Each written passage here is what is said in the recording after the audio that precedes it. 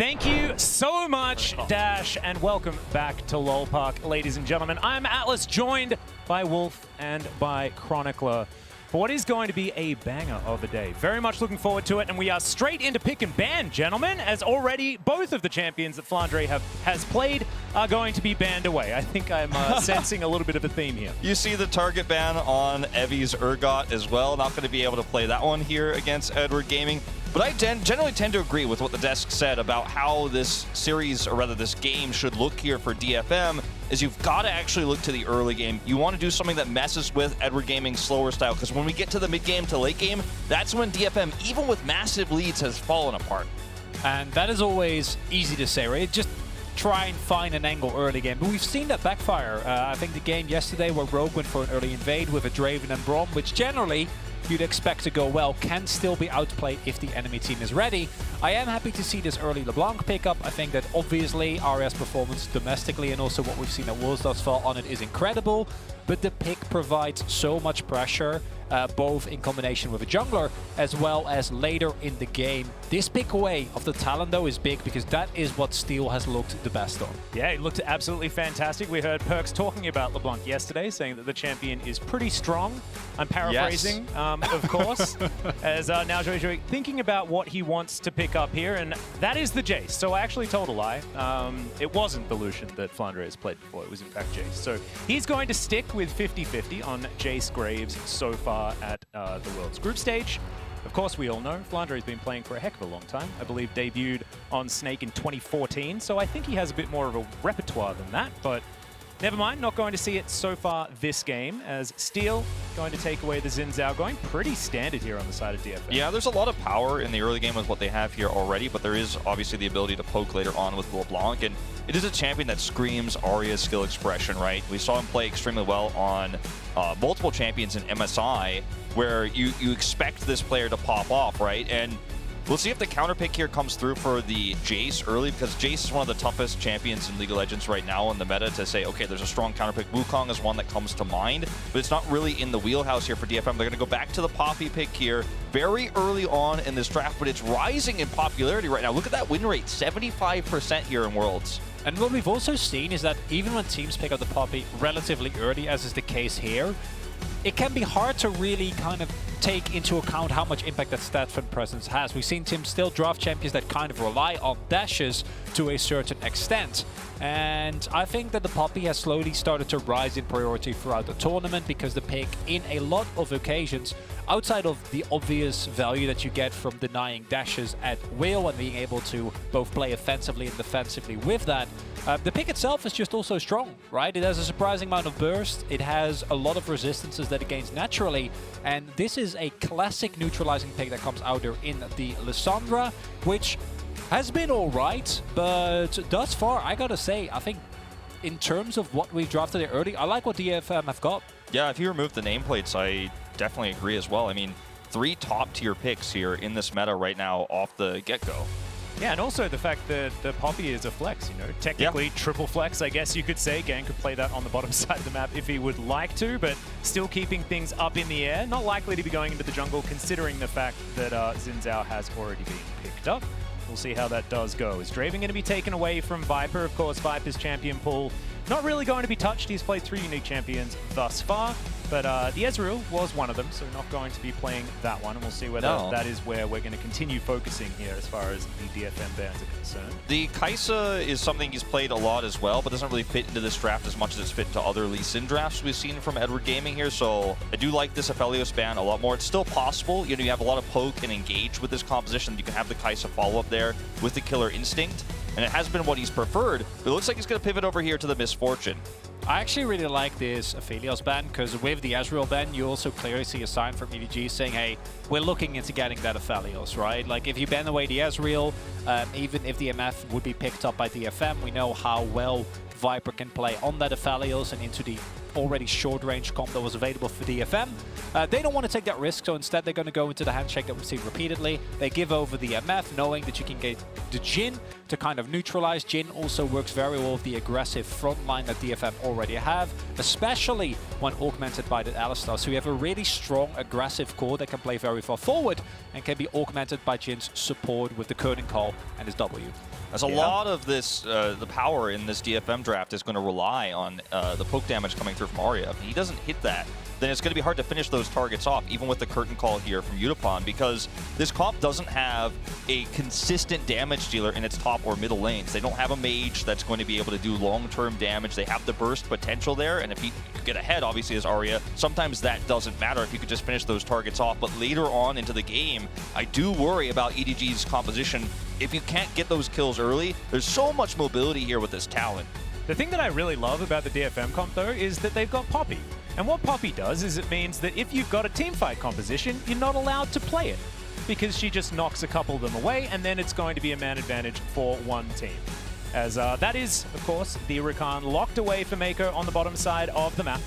And that's, again, you're picking Rakan, and the pick will still hold value, but you're going to have to play so much more careful because there is a Poppy, right? You can't just go for the big engages that we see from this champion so many times. Yeah, so that front line is going to have to be careful as Evi gives us the thumbs up.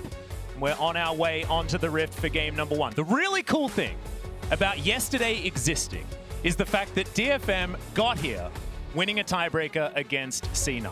Maybe that means that they are going to pick up some of that same energy moving into today's games. And I think all of us want this, because so far it looks pretty cut and dry when it comes to this particular group. Everyone on separate score lines, things like that. We really want to be able to mix this one up. Edward Gaming looking absolutely amazing. But also, I mean, remember, the last time we had a 6-0, it was in 2017. It was Longzhu Gaming at that time. Had to try and think to make sure, guarantee that it was exactly that team, because they had so many different names. Oh, yeah. Yeah. But here we are onto the Rift, and EDG, they could be the second team this Worlds to go 6-0. It's also important to note for those who didn't follow back then that Longzhu was a Korean team, actually, despite the name. You might think that was an LPL team. Yeah, true. You know, now is technically evolved into what we call DRX today. Didn't make this world, sadly, but I'm really excited about this, because as you guys are kind of leading towards Cloud9's 0-3 start, made it feel hopeless, right? And then you could prove, or they proved yesterday, that any team can get out of these groups if they have that miracle run. And no one believes that idea. Nobody buys into it, right? But when you see it happen right before your eyes, that's when you know it could happen. Exactly. And it happened in 2017 as well. Yeah. Maybe it's like, it's just one of those things, you know, every 4 years. Comes around like the Olympics or a leap year. You know, you've got miracles happening. Well, DFM, let's see whether they can make one as well. As Yutapon rocking the ghost skin, is going to spot EDG making their way into the jungle. Now, look, we have to come back down just a little bit after what was a very exciting little intro there, but EDG have looked absolutely bonkers. Yeah, no, they've looked incredible. Not only here at Worlds, but also domestically, this team just looks so good. And the thing that I love most about EDG, and this is something that Dom and Key also share with them, is the feeling of inevitability, that even if you do get a lead against this team, you know how incredibly clean they're set up around objectives and how clean the team fights are, right? And the combination of those two means that teams are also going to feel pressure to try and like kind of go for Hail Marys for 30-70 plays that can actually backfire heavily, because you know that if you don't, it's going to be incredibly hard to actually get anything then later on. Now, if you look at the setups that we see here, Yutapon not going for the cleanse, which I don't think is 100% necessary, but is still going to feel very comfortable when you're playing up against Lisandra. That's always a big line threat. Going for the exhaust instead, which has been coming up more. I think it was Kumayushi and Carrier that went for the double exhaust, if I remember correctly. Not quite that far in, as DFM has gone for the Igniter as well. Evi also going for the Grasp, which I like. Wonder how much trading capabilities Flandre is actually going to give him to kind of proc that. And Scout also going to the Aftershock, where we've seen a lot more Lisandras move away, go for things like the Electrocute, because Aftershock, of course, it's been a while, but it got nerfed a long time ago to It got target nerfed because of this champion. Yes. That's why it got nerfed, and yet still. It's not fair. Yeah, if you don't build resistances, it's not as good anymore. Because Lisandra didn't build resistances, and she never died, ever. Yeah, it was not great. Well, it was great for the Lisandra. Well, yeah, the team for Lisandra. Scout would say, let's hotfix it back to being the same as it was. As Jiejie making his way into the enemy jungle. Just going to get some vision down as Steel completes his wolf camp. It seems we'll like now move in over this vision. Yeah, there might be a little bit of a scuffle here. A scuffle for the scuttle, you could say. Yeah. I like that one. Steel waiting very patiently, but perhaps a bit too patiently. Yeah, and also thinks that he was unseen, right? Yeah. But EDG knows exactly what was going on, and therefore they're able to just take this one away. EDG also going to be able to grab the bottom scuttle as well. I like this a lot. Start, yeah. This is a really nice start here in terms of controlling the vision, because the composition of DFM has a lot of power. That's it. Grand entrance to come on forward. Yeah. But Gaeng just going to take a bit of damage here and he'll be all right. This composition has a lot of power around this Jhin Zhao pick early, because there isn't a lot of escape power for Lisandra, so if she's pushed up too far in the lane, you do need to have that extra vision to know when the Jhin Zhao is coming through. That's so critical. And here you already see the dominance from EDG. Prio in every single lane, and having Prio is one thing, but they very cleanly allow Jiejie to pick up the topside scuttle to ensure that there's no counterplay on the map available for Steel. If Aria does actually find the shove back, which he does not, has to also extend this teleport here not to lose the wave, whereas Scout has already got a fresh back in, now able to also roam into the map, secure more vision. Second time we've seen this. Like, continuously, EDG is now already, they've been tracking Steel, they've picked up every minor objective around the map, and this is exactly the type of play where EDG, they don't actually need to really do anything right now, they just need to make sure that DFM can't find any openings. If you play that way, it becomes a lot harder as DFM, if everyone is always tracked, to look for those aggressive plays that are so necessary for them in this matchup. Yeah, I feel like the one lane where you're happy to just sit back and let it go is Evi's lane on the top side of the map. If Evi actually doesn't fall too far behind and ends up just having, you know, maybe a small CS deficit in the early parts of the game, you're going to feel okay with that, because his job, as you guys point out in the draft later on, is just going to be able to turn these team fights into, you know, what was a 4v4 fight into a 4v3, or a 5v5 fight into a 5v4 fight. So that's kind of his role, and as long as he doesn't fall too far behind or get picked early, then that's good enough. But everywhere else on the draft map, that's where you need to look for those opportunities. And I really love that it plays into Evi's strengths as well, right? Like, ever since he's been on this roster, and he's been here for a very long time, he's been that tank player. He was the guy that was playing the Tahm Kenz top before it was cool, you know? And he's very, very good at that sort of style. He's not necessarily a laning top laner, but certainly very good in those team fights and has great game senses. Now Jiejie gonna find Steel, and I believe Steals away the Wolf as well. And so things just not very fun for the Jhin Zhao. And again, it's incremental leads. EDG, no, we don't need to all in there. Right? There's no need for us to try and force a 2v2 against a Jhin Zhao and a LeBlanc. That can backfire, even with Aria pushed in. Steel already falling further and further behind, right? He's a level behind, 11 CS. This next grab with the Prio the way it is, surely also going to Jiejie. Don't know if you can walk up, Steel. Yeah, that's a face check. Level 4 to level 5 as over the wall goes Scout. They're looking for first blood, and they should be able to find it. Jiejie is going to go down as well. Immediately, Aria pops him, and that's a 1-for-1. Now, even though this ends up being a 1-for-1, every single part of this play from EDG was premeditated by vision. They had a control ward there on the brush. They knew exactly where Steel was going to come. They knew the timing of that Scuttle Crab, and they knew exactly where he needs to be pathing. They even check with a Scryer's Bloom as well, right before this happens. You're a level up right now. You know you have lane prio, so you commit to the play. And here you do also see a lot of the power that comes out early on and why this 2v2 is so potent. Because the amount of damage that Steel was able to get in with like just a little bit of health is still enough to allow Aria to actually get the blow up there. And now Jiejie. Oh, very close. Wind almost became lightning to steal that one away. Doesn't actually happen. I mean, look at the gap between these junglers right now. Nearly 50 CS to the 34 right now. I mean, this is really starting to take its toll on Steel's ability to have any power through this part of the game where normally a Jhin Zhao is going to be so strong. We saw it in that skirmish, but he's falling further and further behind. And look at EDG. They got a stacking tier in the top lane, you know, Flandre. He can sit relatively tight until he hits that Eclipse Manuir power spike. Viper has looked at the game and decided, guys, I'm not in a rush. I'm going to get a call. And that spike, once it comes through, is going to be, I think, very hard for DFM to kind of deal with. I think that EDG, as mentioned, won't shy away from a fight, but don't necessarily need to look for one. Display a controlling playstyle and then have faith, as they should, in their capabilities to, once we get into these mid to late game team fights, these first or maybe second objectives, their capability of playing the front to back in a way that DFM just can't really match in terms of how clean it's all set up. Well, we've ticked over to 8 minutes, so Shelly is on the Rift right now. Jiejie just going to move on in, clear out this control ward that he knew about from before. As EDG might be preparing to to head over and pick that one up. Yeah, they're going to have to make a real committed call here very soon because the group up is happening here for DFM. You can see that on the bottom side, they do have Prio, so toying with the idea of staying there as they have enough time here to rotate over as the scuttle fades away. Jiejie in a really nice spot here, actually, unseen.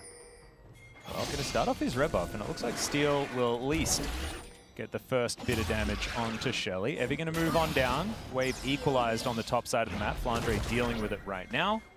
Scout going to move on in. On vision of DFM. Steel is just going to back away. Not going to bite off more than he can chew this stage of the game, especially with the position that he is in. Yeah, I mean, now you're seeing the rotation up from Viper to catch that mid-wave, but Scout's here, so this is just perfect slow play from EDG. Push them off without losing anything on the map, without losing any resources. And you see how slow EDG played as well, and how respectful DFM still feel like they need to have to play, because Gaeng was already roaming up. He was already around mid lane by the time that EDG said, okay, no problem, we know the timing windows in this. Viper and Meiko, you shove out the lane, they shoved it out, forcing Yutapon to stay there, roam mid to mid together, and recognizing the fact that at that point, EDG, they're already 1k gold ahead. You need to get a really good fight of DFM. If you can't find that, you can't really opt into it, have to back off, basically waste time trying to get an objective that they're not even getting. And now EDG further building their lead. Well, that's an ulti to come through from Viper here as Gaeng needs to be careful. Doesn't have level 6 yet. It's a decent headbutt, but I have a feeling Meiko should be able to catch up. But no, Viper is going to pick it up with a blast going all too easy. Caught clearing vision. Yeah, that's just as simple as that. I mean, you're clearing vision, you're way too far out, just mistimed when the rotation was going to come back to the bottom lane there and gets punished for it. Stays too long, way too greedy there, and that's a lot of extra gold going over to Viper, who, as you mentioned, Chronicler is already building towards that coal gold, and he's going to hit a really big spike, around that second Drake fight if things continue as they are, and giving that extra free first blood gold over, or rather early gold here, not first blood, is going to be so massive. Now, I want to go back to something that you said earlier, Chronicler. It's that feeling of inevitability, and EDG have started it very early in this game. You could imagine that DFM are thinking, like, we have to make something happen. We have to do something, but we're only 10.5 minutes into the game. We've only had 3 kills so far, but already EDG feel in complete control. And that is the beautiful thing about how EDG has played thus far, and why people are so high on them, I think justifiably so, is because how clean it all looks, right? We saw Damwon yesterday, especially in their last 2 games. They were very good, but it wasn't necessarily clean. There was some liberties taken. There was some corners cut on EDG. They will have none of that. Now, it is not all bad news for DFM. Obviously, the lead thus far, not insurmountable. We've seen the power in like 2v2s, 3v3s that you can have with Steel and Aria. Yutapon can still make a big play as they go in on Meiko. Yeah, he's going to grand exit though. Should be absolutely fine. Deadly Flourish not going to be followed up on or anything like that. As Scout's going to take some turret shots as Shelly's going to ram her head into the outer turret in the mid lane. Bunch of plate gold going over to Scout and Jiejie right now. They have so much oppressive control over the bottom side of the map here. It's just such an easy Drake follow-up. There's no way that DFM can rotate through all this brush without any vision whatsoever. They don't have mid-prio. The turret just lost a bunch of plates there as the Herald crashed through, and now you get a free Drake, so you have even further this small advantage. And EDG, they're playing with no egos. They're not playing to prove anything. They're only playing to win, right? And I think in the Damwon game you're referring to, Chronicle, there was a little bit of showing off going on. There was How a little bit dare of, you, Wolf? I want to 6-0 this group and make people remember the last game, whereas Edward Gaming here just saying, no, we're going to 6-0 this group in very careful fashion, not going to take any risks. Why give DFM the same chance that Cloud9 had yesterday? Well, I mean, this is also the first game, and if you go back to Damwon versus FPX, that was definitely a Damwon that was playing discipline. True. Maybe we'll get some happy gaming EDG after this when they have secured their spot. It could happen, but based on what we've seen so far, I don't know how likely that is. I do gotta say, like I said, and we'll go a little bit more in depth because I was a little bit worried, maybe this was going to be a very aggressive game, but this far, not happening as much. I say this, Flandre is going to flash the ulti. Evi's going to have to flash as well. Flandre wants it. Not going to quite have enough damage with the shock blast at the end, but definitely the fear is in as now Aria has to get out of there. Scout teleported in. That is going to be Steel actually flashing away. EDG just 3 steps ahead of DFM this entire game. Yeah, I mean, you commit the teleport there as Scout. You're like, well, if he's going, I'm going. And you don't actually have to fight there. You grab an extra summoner spell. And it's just no risks, no chances. Not going to take a single one. It was such a great flash there aggressively from Flandre. to actually dodge that ultimate, though. It doesn't end up leading to the kill. He's one auto away. But man, EDG not only looking fantastic, but so disciplined here. And that's the big standout so far in this game. We're at a 3-kill game where they have 3,000 gold to lead. Yeah, I was building up to a joke about how this, for us LCK casters, this feels natural. This is the natural state of things. We're happy about this. You know, there's a lot of cross-map movement. Not too many kills, that always scares me a little bit. And thus far, I think if we look at the possibilities that the DFM do still have, because as mentioned previously, I think you're going to have to first be able to take back vision, which thus far they've basically been unable to do. EDG have been very diligent from the opening minutes of this game to always have a track as Evi. I can't do anything. That's all the plates as well. All of them they fall down. First turret, tons of extra gold going over this Jayce. It's almost 2K. Yeah. And this is unusual for Worlds so far, like you're saying, Chronicler, to have a Jayce get fed like this with no kills. We've seen a lot of mistakes in the top side. We've seen proactive plays lead to Jayce getting fed, but this is just macro. Straight up. Aria's like, nope, no. That's not what I want. Yeah, why not? Take the blue buff while you're at it. And it just showcases, while we're making a little bit light of it, like the iron grip that EDG has in this game. Yeah. It feels like minute one, whenever there was a play, there was one little overextension from Jiejie, right, which still, it wasn't even trade, wasn't even a bad trade. But outside of that, they've been permanently shoved in. Only lane that hasn't really suffered is bot lane, and even there, Viper has built up a 2-wave lead. Is 5 CS away from finishing up a call, so naturally building an advantage there as well.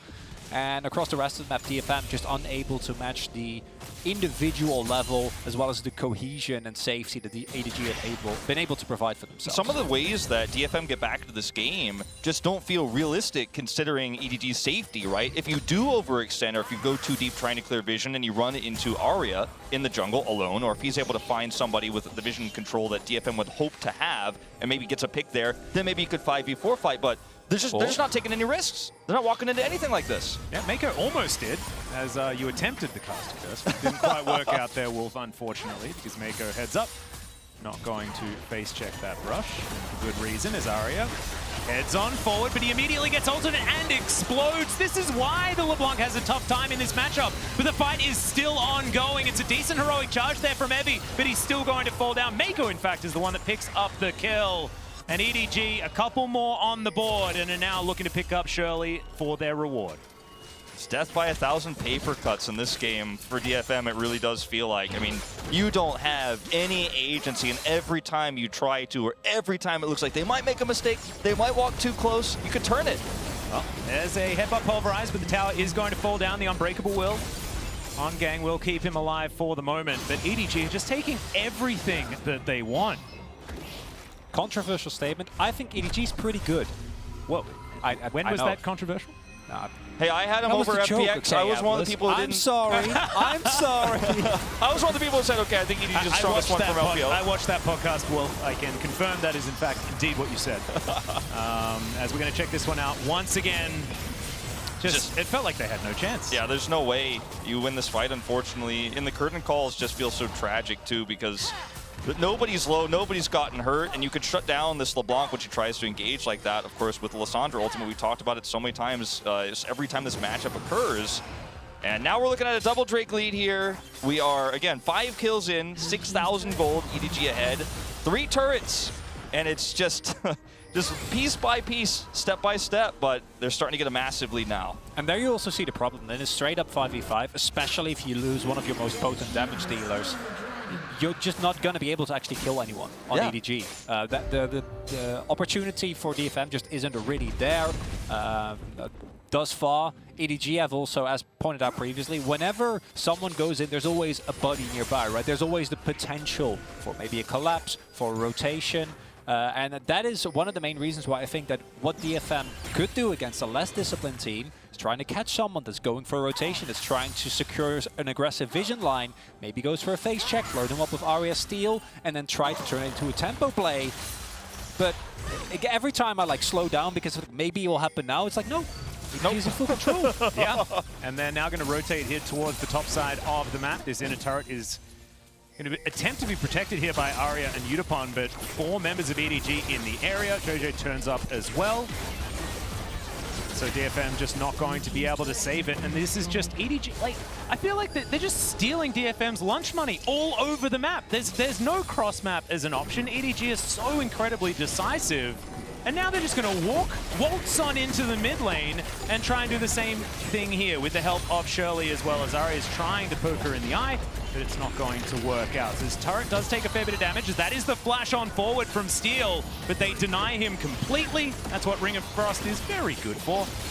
Evi's teleport not really going to do too much as the empowered shock blast going to soften up the members of DFM as well as now EDG wanting to get the last few points of health as that headbutt pulverize worked out, but Meiko's just going to quickness his way out and the cow is going to fall. Grand entrance going to also knock them up, but Meiko does fall down and Evi's going to be able to knock one away, but it's just not enough. A double kill now for Jiejie, as DFM are just going to limp away. And I understand the desperation from DFM. I understand why Steel flashes forward there, because it feels like there's nothing to do.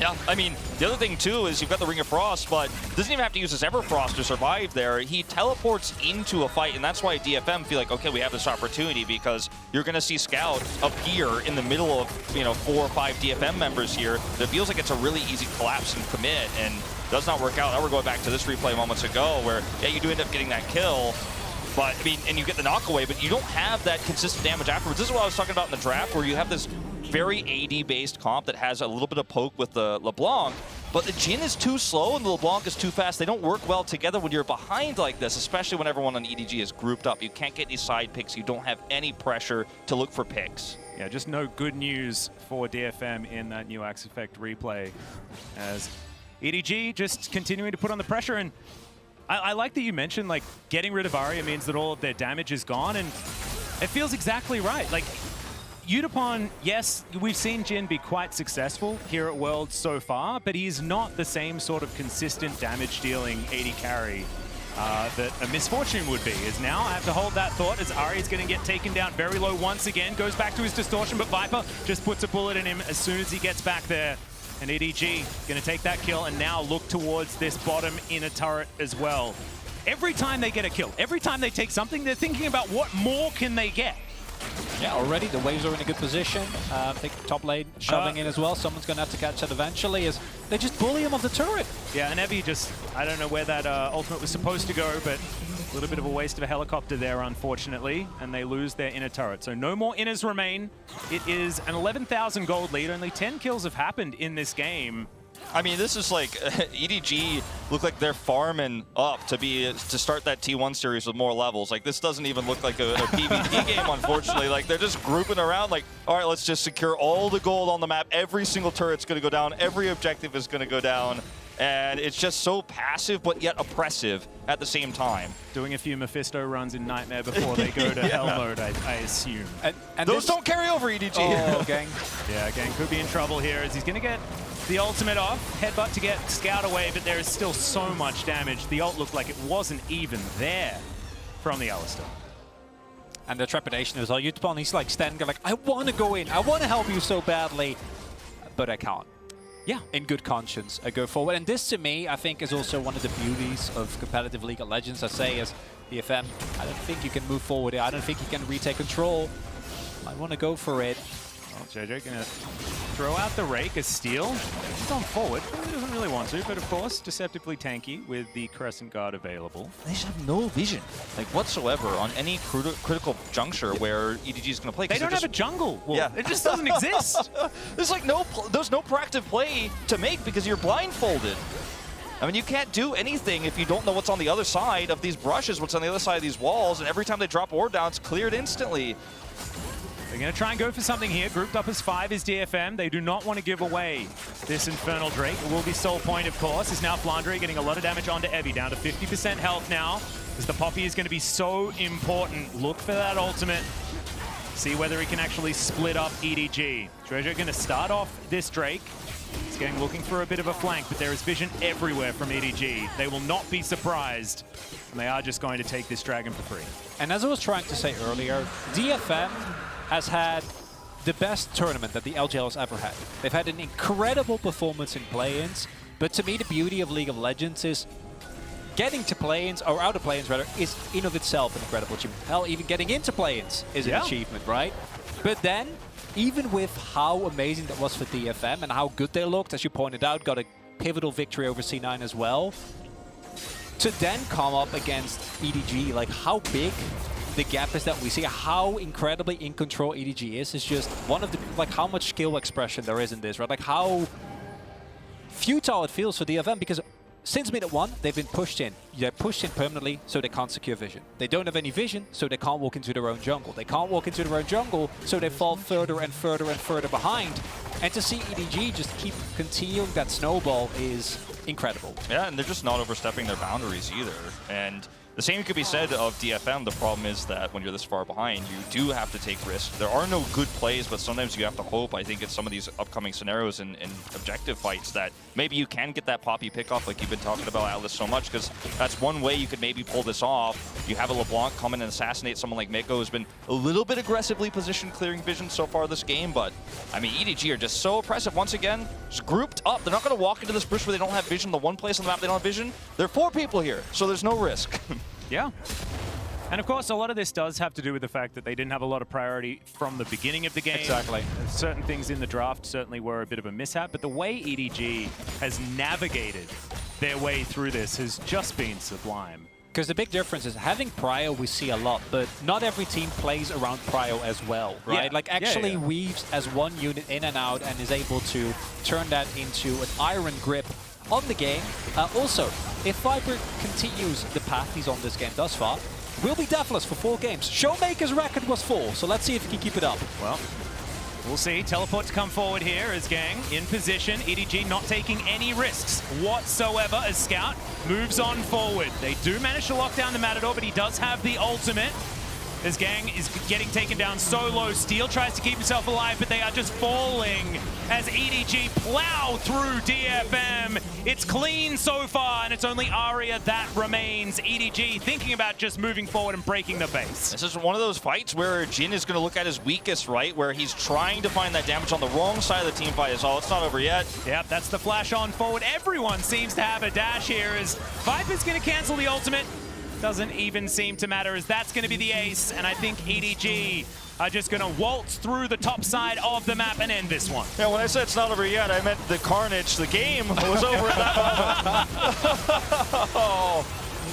What an incredible masterclass from EDG. From minute 1, there was absolutely no way that DFM could get in. They'll take down the Nexus and win their first game of the day, their 4th of the tournament. And that's a sign of respect, I think, from EDG, because in the first game, let's not forget how well the LGO actually looked. DFM was able to find multiple early kills, was able to get a little bit of a snowball going. In the end, it wasn't enough. But in the first round robin, this matchup did not look as one-sided. And then EDG said, no. You took away some comfort picks from DFM. You took away, you know, Evi's ability to play the Urgot top, for example. You bit the Jayce early, so you know you're probably going to have prio into any matchup that Evi's going to give you. And the draft was very safe and very careful. They basically avoided dealing with DFM's strongest points, which are always those early game skirmishes.